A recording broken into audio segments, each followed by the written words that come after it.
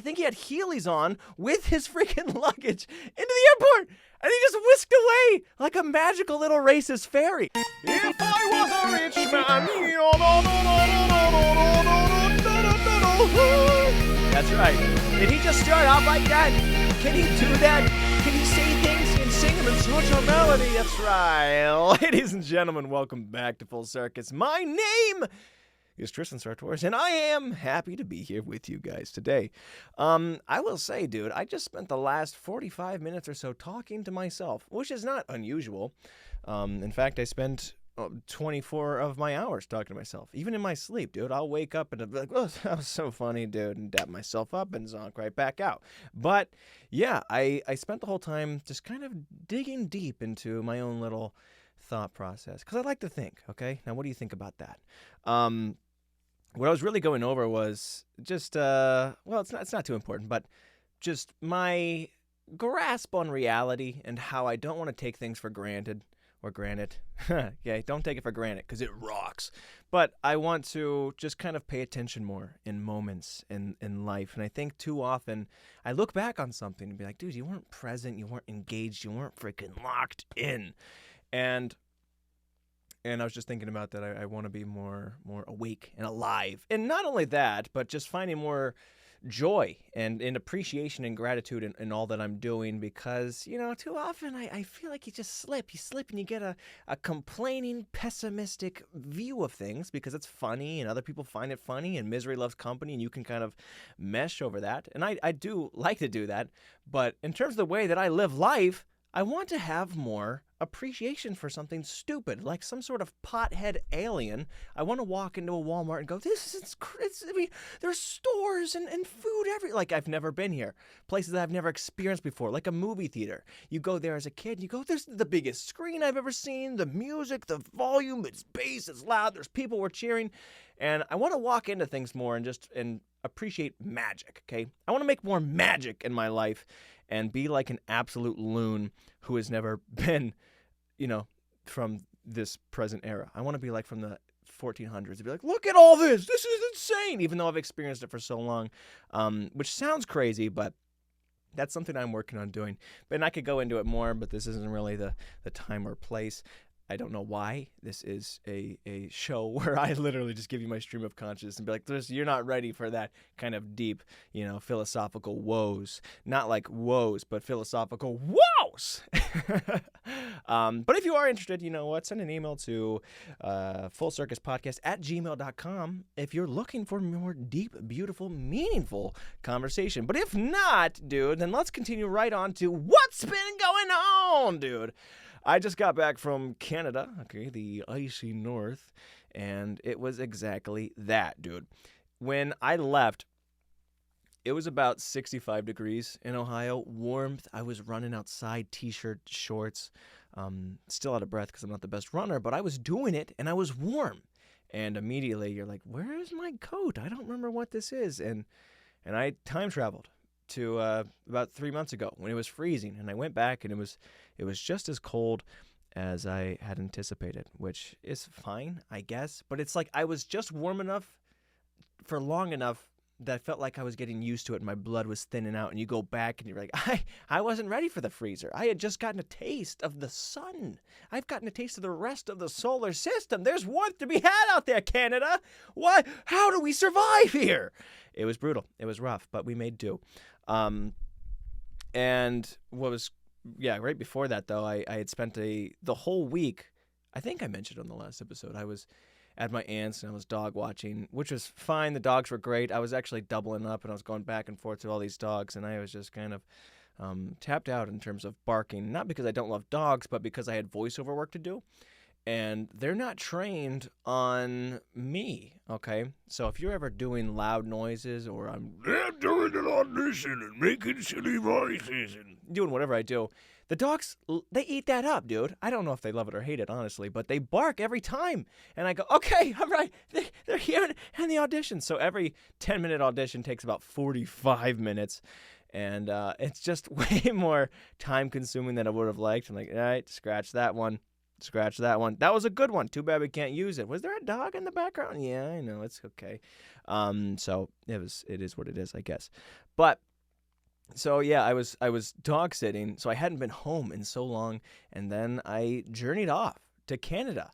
And like I said, it was very cold, but the traveling is always interesting because it's not that long of a like it is. It's like it takes about 12 hours, I guess, really. But movement-wise, you're driving for 4 hours, and then you fly for 3.5. But there's a lot of waiting. There's a lot of downtime. Even Border Patrol, usually. Like, they can just sit there, and they can grill you over questions. Oh, bonjour, you want to enter our country? Because they're French for some reason. And they just ask you for things and questions about what you're doing, how much money you make, who's your girlfriend, what's going on, how's his life hanging for you, what do your parents do, let me see your Instagram, do you have any tattoos? You're like, what? Okay, let's calm down. So usually that's very time consuming. I will say this time it was time consuming, but there was very little grilling going on. The guy was so casual. Last time I was sure that was a Canadian, and he was very protective of his country and who he was going to let in. This guy, he was an American, okay? And I think he was stoned out of his mind, because I pull up there, and he's like, hey, dude, where you from, man? And I go, Ohio. And he goes, cool. So where are you going? And I say, I'm going to see my girlfriend in Edmonton, Alberta. He goes, nice. And she lives there. And I go, uh-huh. And he goes, okay. And you're going to stay there with her? And I go, yeah, all right. He goes, you ever met her before? You ever gone over here? And I go, yeah, I was here last month. And he goes, okay, cool. So, Ohio, pretty far, huh? And I go, yeah. And he goes, that's a lot of driving, dude. I mean, I'm like, yeah, what, are we still doing the grilling? You look like you're not all the way there. And he goes, it's just like a long pause. I'm like, are we, like, I'm looking at the other lane. They're just, like, moving. And it's like, are you, hey, it's 9 a.m. Wake up, dude. And he goes, you said you've been to Canada before? And I go, yeah, dude, I have. It's like freaking 10 seconds ago, like I told you. And he goes, oh, man, I don't know. Do you got any, like, liquor or guns or anything? You know what, just go on ahead, man. And he just sends me on his way, dude. It's like he's so out of it. Like freaking David Spade over here.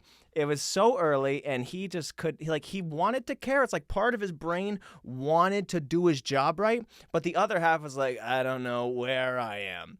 So I got in it was very lengthy, thing I had to go through, but there was very little grilling. I was like, hey, dude, focus. I got places to be, okay? Can you ask the questions so we can get through this? He did not. I mean, again, like he wanted to care, but I don't think he did, dude. He was not equipped at all to do his job. I will not tattle on him. I will not out him. Not because I don't remember his name, but because I'm hoping I could run into that guy again, because I thought it was funny and hilarious, and also it's way easier than someone going, hey, you have a girlfriend? Show me. I need proof of your girlfriend. Like, what do you want me to call her? It's the middle of the night. Like, what do you want? He's like, show me photos. Let me look through your Instagram. And you're like, I don't know where I am, dude. So, yeah, Potheaded David Spade was very great. I enjoyed that quite a bit. But yeah, then I got there, and there's just a whole, like I said, it's not all traveling, but there's a lot of staying and waiting, and you get to the shuttle, and you're just waiting forever for the shuttle. It was like 30 minutes, and I had to pee so bad.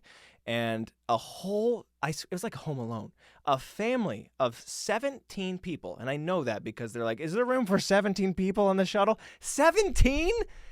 What kind of, usually it's like, do you have room for 3 in there? 17? You need a bus. You need it's not just one shuttle, and there's already people on it. So these people came, and they waited, and they were talking. I did see their name. Their name was DeVoe. Yeah, I'm not going to say how it's spelled, but that was their name. I saw that on their bag because I was so interested in the story, and I looked it up, and it seemed to be some sort of Canadian royalty. But they were very, they were just bickering and laughing with each other, and I was like, this is crazy. Who are these people? 17 people? So I made sure I got on the shuttle immediately, and I was like, listen, okay, if you want 17, you're going to have to walk. I don't know what to tell you. So I don't know. I don't know what happened to them, honestly.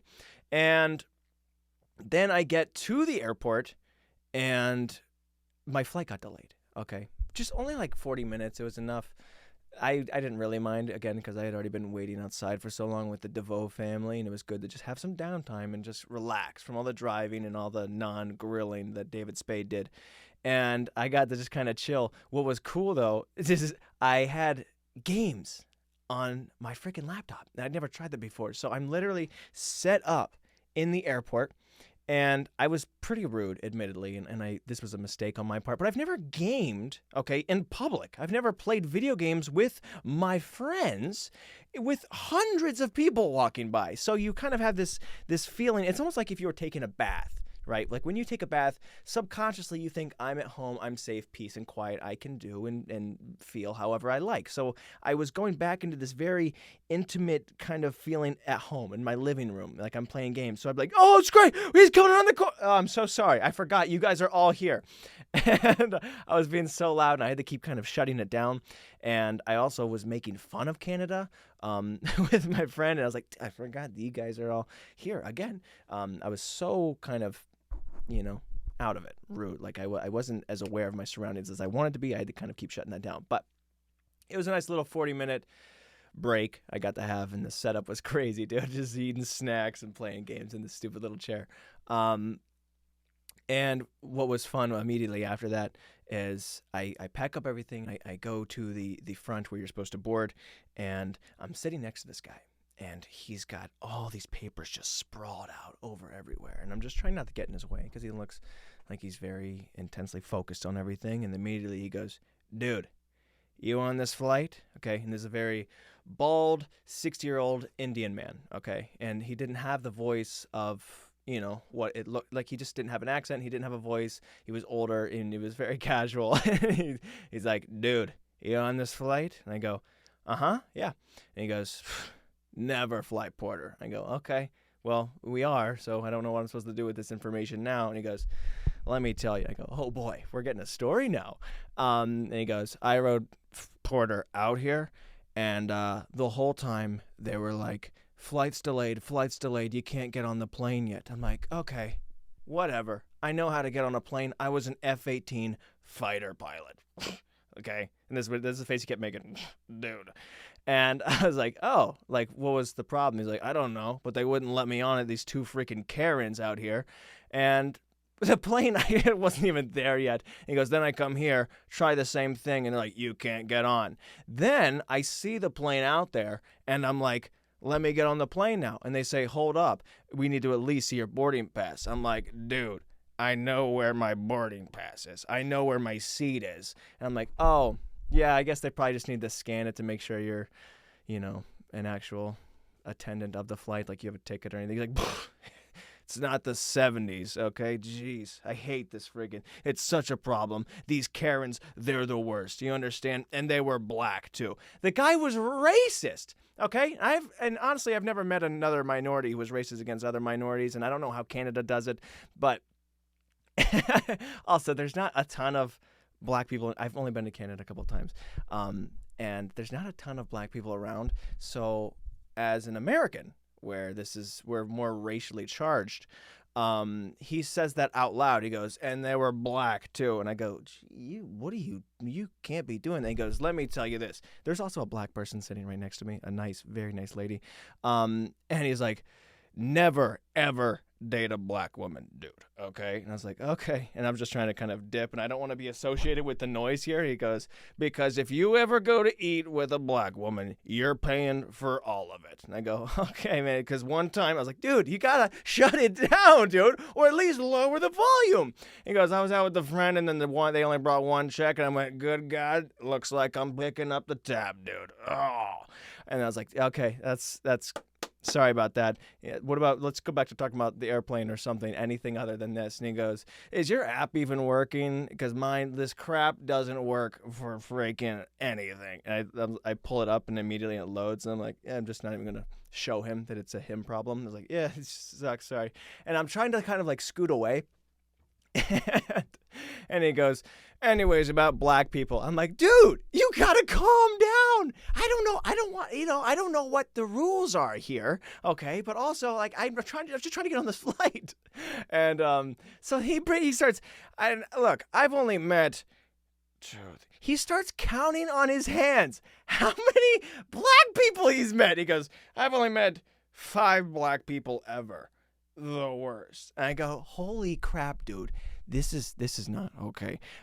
So I'm kind of laughing either out of cringe or embarrassment or like fear, because I'm like, I don't want anyone to think I'm associated with this. Like, that we're just all counting how many black people we know. And also, how is that possible, dude? Did you say he was in the freaking Air Force? Okay. And he's like, now listen, I've did freaking 4 tours in Afghanistan. I think I can survive a couple black Karens. So I'm just trying to calm down, and I'm trying to switch the topic. And like, do you like sports? What do you do for work? He's like, I do. I take emails, $500 per email. It's too easy. Anyways, those are nice shoes. And I go, thanks, dude. Okay, this is better. Let's talk about shoes. He goes, I would love to wear those, but as you can see, I'm more of an Adidas guy. He's got white Adidas shoes on. He goes, and also those are probably too big for me anyway. And I go, wait. I thought he was just complimenting what I had on. He was talking about actually wearing my specific shoes. And if someone's like, hey, that's a nice shirt, and you go, thanks. Like, well, I'd love to wear that, but you're a bigger size than me. Like, I wasn't gonna take it off and give it to you. Like, I would love to wear your shoes, but brand loyalty. I'm like, it wasn't. Who are you, man? So then finally, the minutes have passed, and I'm so confused, and I've only been in Canada for about an hour, and I've met a pothead David Spade and a racist, bald Indian fighter pilot dude. And he's like, well, looks like we're boarding now. And then he walks away. He doesn't even get on the plane. We finally board, and he's like, well, I need to go hit the little girl's room. Ciao. And he daps me up, and he says, they call me Vlad the Man. And he skated off, like I think he had Heelys on, with his freaking luggage into the airport. And he just whisked away like a magical little racist fairy. I have no idea what happened to him at the time until we get on, and I'm like trying to talk and be very nice to the black lady that was next to me again, just to make sure that, I don't associate with that. I was like, hey, how's your day? What's going on? Very long line. Did you get sleep? Just chatting, making her laugh, feeling good. So I was able to kind of separate my reputation from his, and be like, listen, I don't know how people do it in Canada. I don't know if there's a race problem. I don't know what's going on here. But I'm just trying to abide by the rules and be respectful of everybody. So I am part of it. Okay. Ciao. There goes Vlad the Man, dude. What a freaking dude. Okay. So I get on the plane. And this was also the flight that I had lucked into some sort of middle class or business class or something. So I get to choose my seat, and I'm up front, no extra payment, lots of food, lots of drinks. And as I'm walking onto the flight, I see the guy again. And I say, hey, good, because I knew he was struggling with the flight. And I don't know why I just couldn't keep my freaking mouth shut. Because I shouldn't have even engaged in this, because I know that he might say something even more publicly, like, I got a bomb, and I'm like, oh, we're all going. Like, I don't know what Vlad the Man is gonna say on this thing.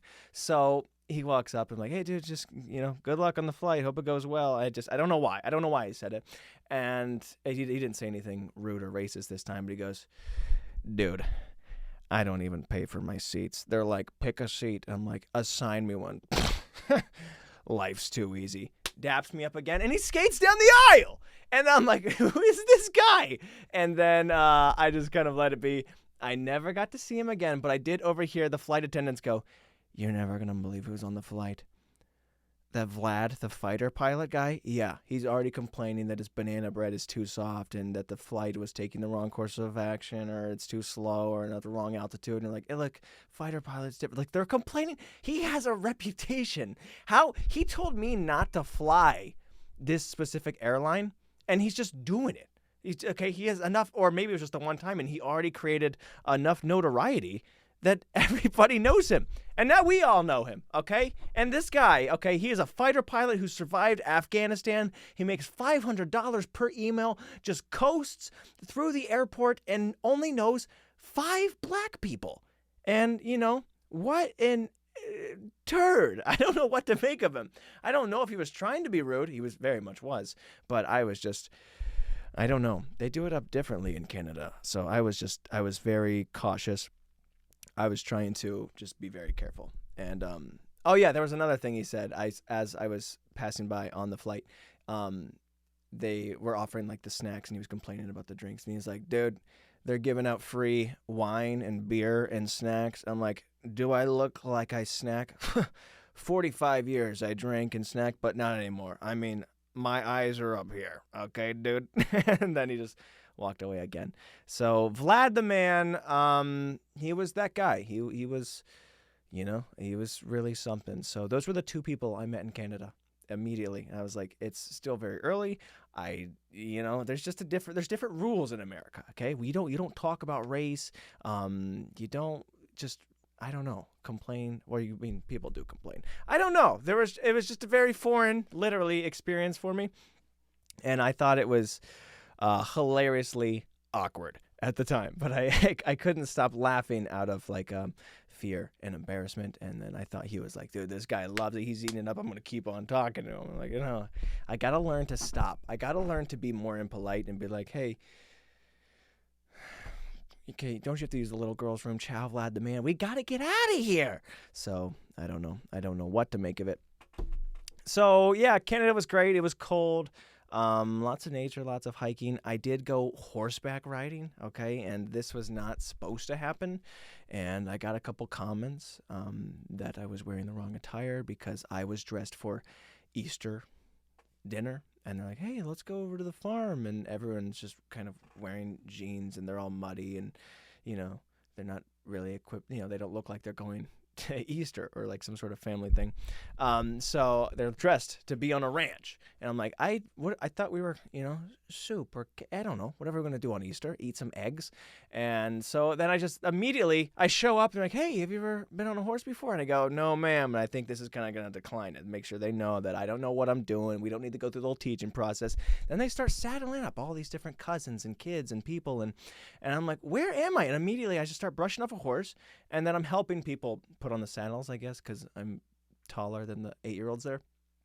So I put on these things like, all right, well, I'm glad I could help. Thank you so much. They say, so you're going to be riding Pepper. And I go, Pepper, wow, ooh, I told you I don't know what I'm doing here. So I don't even know where I'm at this point, okay? I'm at my girlfriend's dad's friend's mom's ranch, okay? And in a different country, I'm wearing the wrong clothes. I've never been on a horse. And immediately I'm just, okay, well, now I'm on top of a horse. I don't know how to ride this thing. And like, well, he's younger. He doesn't get a lot of action. He doesn't really get to ride a lot. So just try and keep him close to other horses so he doesn't go crazy and go crazy. All right. Can I get like a horse that has one of those, like the dogs that are like handicapped, they have like little wheels behind them. Like I need a very slow, cautious horse who's like, I don't even want to leave the barn today. I need Eeyore, okay? I'm not ready for the tame, okay? So I hop onto this thing and they're like, hey, just pull back a little bit. I tried doing that. He starts shaking. And then she's like, no, stop it. And she's trying to calm him down. I'm like, okay, all right. Nerves are settling in. But then she mentions that you need to be in control of the horse or the horse will control you. I'm like, all right, noted. I cannot show fear. And I go, all right, this is the plan. Am I shaking? Am I terrified? Of course. But we must show confidence and dominance in the presence of the steed, this little, wild, crazy stallion, which is kind of poetic in a way because that's what I'm referred to as mostly by myself. But yes, I am a quite the wild stallion.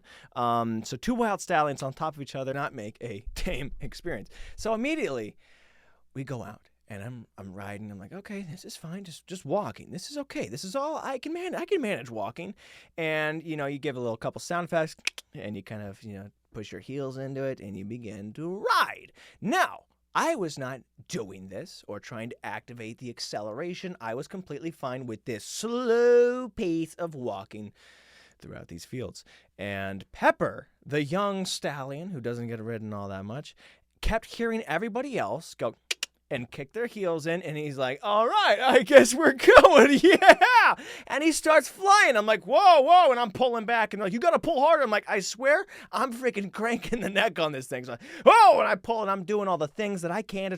No one taught me how to ride this thing, because they had a lot of other people. It wasn't their fault, but also, like, I should have made it very clear that I have absolutely no idea what I'm doing, and this is the horse that is going insane for me. So I start going faster and faster, and I'm bouncing. So then I'm trying to like put my heels into the horse to stay on because I feel like I'm flying off this thing. And by doing that, by trying to grip onto the horse more, I think I'm only activating more and more speed. So I'm steering it, and I'm trying not to hit the other horses. And they were like, just follow, you gotta pull, you gotta crank. I'm like, I'm doing it quick, I'm doing it slow, I'm trying all the things. And the horse is going, and he's just shaking it off. He doesn't want any part of me because he's like, you don't know what you're doing. I'm already crazy. I don't listen to nobody. I'm like, dude, the game recognizes game. I respect it. I've got the right attitude for who you are as a person. We could be good friends, but also help me out a little bit. So we start going faster and faster, and I'm like, hey, shit, and then finally someone like gets in front of me, and he's able to cut off, and finally the horse is kind of like slowing down a little bit, but he's getting close enough that he's just digging his freaking nose right into the butt cheeks of the horse. Like, dude, are you look at your surroundings. I know like it's well trained in terms of steering, like you could just drive it anywhere, and he's like, well, we'll go. I felt like we were leaning, like we were about to fall over. Also, no one double checked to make sure my saddle was on properly. I was definitely cattywampus to the side. And I was very uncomfortable, and I went way too fast that I would have liked for the first time. But it was an awesome experience once it was over. This is one of those things where I was like, I wish I would have been appreciated in the moment where I was like, this is near death, okay? Like, I'm holding on as tight as I can. And I need to try and, whoa, and slow it down. But I can't do that because I'm holding on, like, you're holding, like, how do I freaking grab the reins and balance and tell him to slow down? And clearly doesn't belong with me. So it was quite intense. Luckily, Shayna was by me on an older horse. And then she said that you got to kind of keep your feet outwards. That way the heels aren't next to the horse. So that's kind of the gas. I did not get this tip beforehand, but it helped a lot. And then Pepper was able to kind of slow down a little bit, or at least stay in line. But hard racing, I was like, I don't know. And also, there's people behind me, okay? Like, there's a lot. I'm a quick thinker, okay? And not only do I solve problems quick, but I also calculate the odds of death rather fast. So I'm going, wow, if I fall off, one, I might lose this horse, okay? That's going to suck. They invited me to, my girlfriend's dad's friend's mom's house, and then they let me ride this horse that I didn't ask to ride, but they let me ride this horse, and I don't want to, I don't know where it's going to go. But I'm thinking that could be a problem. But also, if I fall off, there's a lot of horses behind me, and I'm what are the chances I survive 6 full-grown stallions clocking me in the face? They were not great. I pressed on forward, and I tried to remain as calm, as cool, collected as possible. And people are yelling out advice and tips, and I wish I would have just gotten something before I got on the horse, really. Because, dude, it felt exactly like if someone shoved you into a stick shift car and you just kept freaking stalling out. They're like, you got it. But when you would stall out, you would almost die. So very concerning. It was scary, but as soon as I got off, it was kind of like getting off stage, like very intense, and the pressure's on, and threat of embarrassment rather than threat of death. But it was like, oh, that was amazing. I'd love to do it again. But now that I know, how it's going to turn out. So now I would love to go do it because I was glad that I could get some sort of information about it.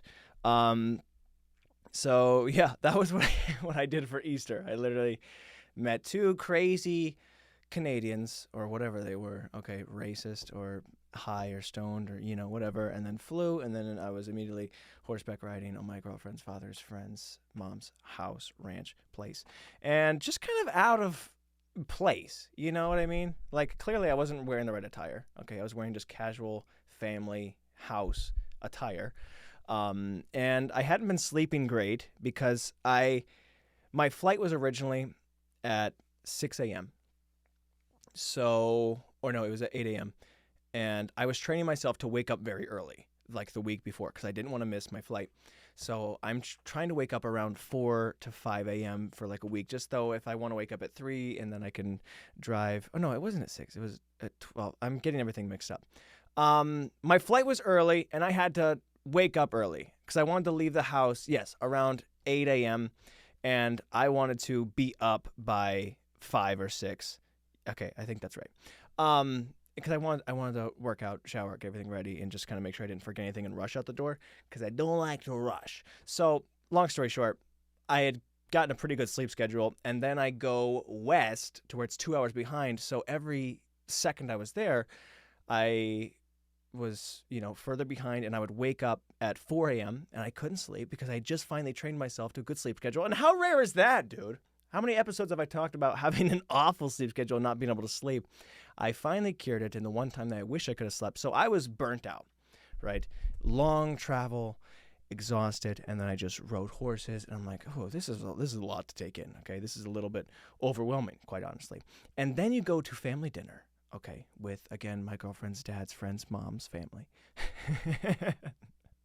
It's just funny to say it like that. And you're meeting a lot of people, and people are kind of gathering around you like you're a zoo animal, and they're asking lots of questions. And you're trying to answer things, and people are very nice and polite, and you're trying to remember, you're like, can we all just wear name tags? And, I'm very thankful you invited me, but there's just a lot to take in and grasp. And then I rode in a Tesla at one point, because, have you ever been in a Tesla? I was like, no. They're like, let's go. I was like, seriously? Just right now? And then we go, and then I got pretty sick, and I got dizzy. But then I didn't say anything, because, show no fear, and I didn't want to create problems for these new foreigners. So I'm just trying to, I guess I was foreign to them. In fact, dude, they were kind of making fun of my accent. They're like, oh, your funny American accent. You kept going up on all the words. And I didn't hear that at all. I don't know if that's an American thing or more of a me thing, but it was funny to hear. It was almost like the Looney Tunes making fun of, like, when they meet, like, a real person. Oh my gosh, and look at his proportions. Like, he's so weird. Like, you're cartoons. Like, these people, the Canadians, talk very fun. And it's very fun to listen to. It's very musical and rounded and different. And they're like, oh, you're funny American accent. Hey, it's very funny to listen to. And I'm like, what? Me? This is silly. But yeah, they were kind of ganging up on me. And dude, you're just so foreign and out of it, and the horses and people and places and things, and asking lots of questions. And I'm on Jimmy Kimmel at this point. I feel like it's like, yeah, this and that, and more TV, get invasive, get insulting. What's going on? Let me answer it. Very nice people, I thought, for the most part. And I just felt like I was trying to make sure I was being as polite as possible. But again, dude, it's hard. It's hard when you're burnt out and you're so foreign. And I think I got a little overwhelmed, and I felt bad because I wanted to constantly have my best foot forward, and I wanted to make sure I was being, charming and funny and great and respectful and all these great things. And I don't know if it came across that way. I hope so, but there's not really. I should have recorded it so I'd play back, but I don't know. It's tough, dude. And also, it did go on for a long, this was, I think, like a 7-hour venture. Okay. Now, I love my family. Okay. But even after my own freaking 4 hours at my grandma's house, where you talk to everybody, I catch up with aunts and uncles and cousins and grandparents and all this and that, I'm not breaking any new ground anymore. Okay. I've kind of caught up with all I need to catch up. And I love these people. Now, to spend 7 hours or so with people I don't even know, now granted, they were very nice. It's just like, listen, even if you were my actual family, I would have already been done 3 hours ago, okay? It's just emotional social battery has drained. So I was kind of ready to dip. And again, I'm fighting so hard to try and stay awake, okay? I just need to be here. And it was going the way it was going. There was it's funny now. So they were asking all these kind of invasive questions or whatever, just trying to get deep, and I didn't really mind it. But one of them was, he was asking this kid, he was asking what was the most embarrassing moment you've had? And I couldn't really think of any, because not because I don't get embarrassed, but just because I had to kind of backtrack. I get embarrassed all the time, dude. Sometimes I've always talked about falling down, dude. If you ever slip and you fall down, even if no one's around you, it's one of the few things that is still embarrassing, even if no one's there. I think you have to be embarrassed. Someone else has to witness it for embarrassment to be shared. It's kind of given from someone else. I think falling down is one of those things where, even if it just happens and no one's there to see it, you're like, I'm pathetic. I fell. I slipped on the world. No one pushed me. No one tackled me. I just fell down. That's embarrassing. But anyways, I couldn't think of any embarrassing moments at the time, probably because I was just kind of worn out at this point. And I was like, no, I don't have any really embarrassing moments I can think of. And then immediately after that, dude, and this is the comical timing of karma, He pulls up my TikTok, and he's like, "Is this bothering you? Like, is this embarrassing?" Because he's playing my singing videos. I'm like, no, like, I don't think I'm a great singer, but it's just like, dude, play your stuff. I don't really care. And then the mom in the background immediately goes, "Ew, turn that off. That guy cannot sing." He's all like, "Ah, that is awful, so bad." And I go, "Holy crap!" And admittedly, this was kind of embarrassing, but what really not embarrassed me, but my face did start getting red, was that he turned it around, and he's like, it's literally him, and he was kind of defending me. He's like, "Dude, it's okay, chill out, stop being mean, Mom." And then she went, "No, it's not." And I heard the kind of shock and the uh-oh voice in her, and I went, "Oh no." Like, what makes me feel bad and what makes me feel uncomfortable is when other people feel bad because of me. And I was like, I don't know how to navigate the situation to make sure she doesn't feel bad and be like, "No," and then I don't like when people apologize to me or go, "I'm so sorry about this." Like, just friggin' don't address it. Just friggin' move on. You're fine. Don't feel bad about it. So I don't know if I was necessarily embarrassed as much as I was like, "Oh, this is a tough situation." That's what I said immediately. I said, "That's tough." Okay. And then I was trying to figure out what to go about it. So admittedly, it was embarrassing, kind of, but also I can see the humor in it so much now, and I just don't like it when people feel bad. Okay, even if they're bullying me, I'm like, I don't want. I'm such a. I don't know if people pleaser is the word. Entertainer. I think I like to make sure everybody's in high spirits, and I try so very hard to do that. Even if I'm burnt out and overwhelmed. And I was like, "Oh crap, this is how do you navigate this?" There's so many things, again, in the overwhelming cloud of emotions that I'm feeling. I'm thinking, how do I comfort somebody and let them know that they didn't hurt my feelings and that everything's fine? And I don't even know the person here. And I'm like,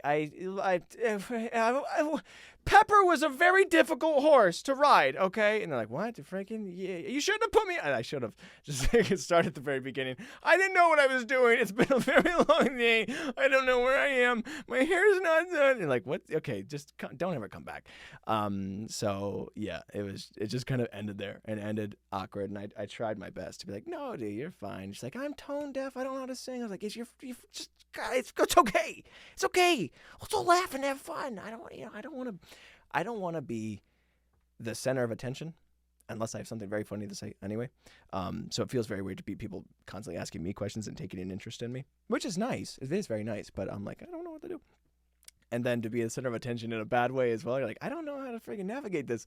So very, very funny situation though. But the hilariousness and the karma that I realized immediately after. Have you had any embarrassing moments? And then I'm like, no, not really. And then someone's like, "You're sucking, dude. You're the worst person." And you're like, where did that come from? Again, accidental directed, but hilarious, dude. Hilarious force of nature.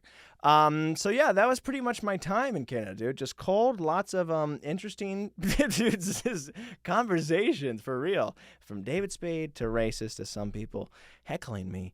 And you know what? I think the worst part, if I wanted to feel embarrassed, if I wanted to really dig down, I think the worst part is that usually when someone makes fun of you, you can be like, "Oh, they were trying to slight you. They were trying to, dig at you." They might not actually think the way they think, but they could be jealous or feel whatever feeling. Someone makes fun of the way you look, like, "Oh, he's jealous because I'm so handsome." It happens a lot. But if someone doesn't know that it's you and is just genuinely commenting on whatever you're doing and go, "That sucks," it's kind of like, they just pulled up a piece of art that I made and no one knows that it's me. It's anonymous. And they go, "This is the worst thing I've ever seen. This person is just awful." And you go, "Holy crap. That wasn't even a personal dig. This is just an actual reaction." But it's very funny, dude. Very funny. And this is one of those things I'm talking about where you got to appreciate some moments, dude. Even if it's plain or even if it's bad, awkward moments, we live for them, baby. If you don't have awkward moments, if you don't have funny, stupid stories to tell, I said that as well as I was walking. The guy, he was like, "Hey, it's whatever. You were sick, is whatever." I was like, "Dude, it's going to be a good story." Dude, stories, it's fun. Awkward moments. Awkward moments is where you can find that magic. I was talking about finding the magic in life and the meaning and where you go.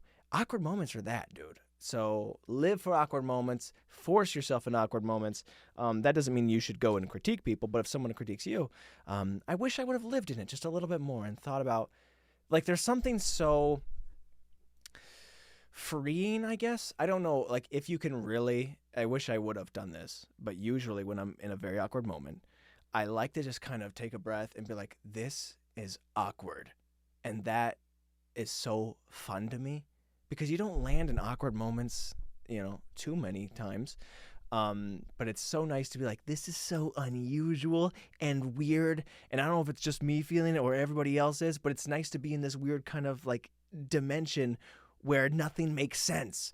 And I tried to do that, but I didn't remember to do that because I was, I think I was just still thinking about that horse I almost died on. Oh, I want to ride a horse again. So anyways, yeah, that was my experience in Canada. I immediately then flew back, and there wasn't too much trouble. I did change my flight, though. I talked big game on the last episode. I was like, listen, if it's 737 MAX, I don't care if it's dangerous, if it's rough, you have a chance of dying, I'm flying at it. I did not do that.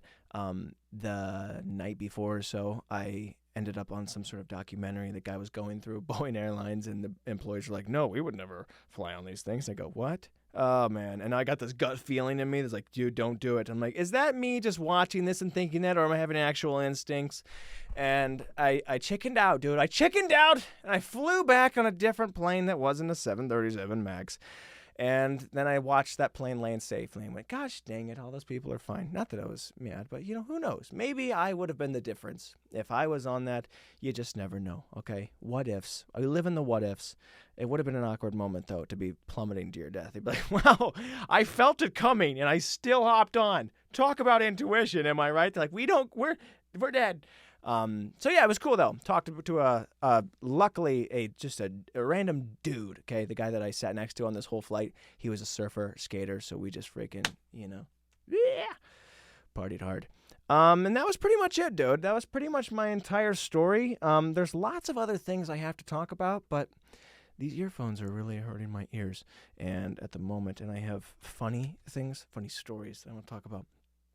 But I don't think it's time to share them because I have some exciting things to do that we'll talk about next week. That's called a teaser.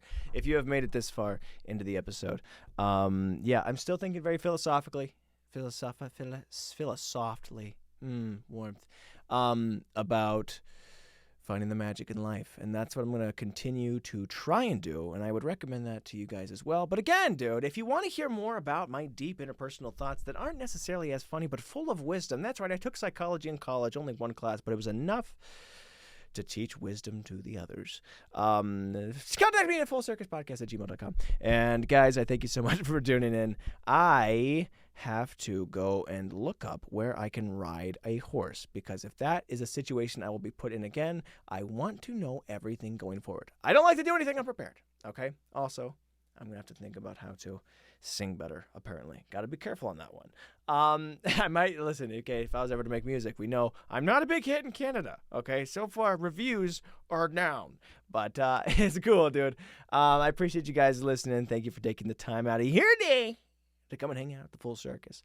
I appreciate you. I love you. You have a beautiful weekend. That's right, guys, okay? Have a beautiful weekend. I don't care if it's Monday. Everybody's working for the weekend, and I don't know where I'm going. Guys, go ride a horse. And don't be racist like Vlad the Man. I'll see you someday, dude, okay? I'm pointing to him like he's dead, but he's probably just still complaining that he's flying somewhere. He's like, dude, I can't believe this flight is still in the air. All right, guys, I'll see you. Thank you.